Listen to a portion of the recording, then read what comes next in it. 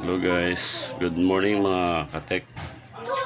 Ito po si Bicolang Oragon at your free service, cellphone free service. May tanggap tayong cellphone ngayon na baliko, pero okay naman siya. Nabaliko, upuan lang daw. Napupuan, pero ayun, tingnan mo, baliko. Angat yung LCD. Angat yung LCD niya. So, yung kabila hindi naman. Dito lang sa kabila. Tara, ayusin natin to guys. Ito guys, kailangan maingat ang pagbaklas mo nito kasi original pa yung LCD nya, buti hindi na sira yung LCD.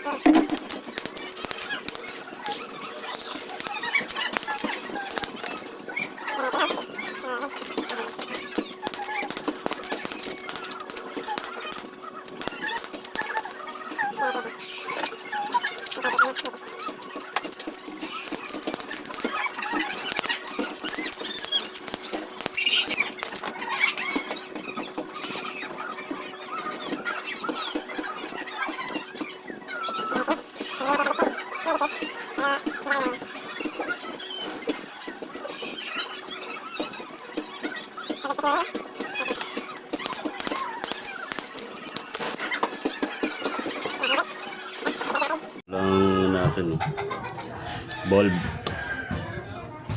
para may palo mo na maayos. Tsaka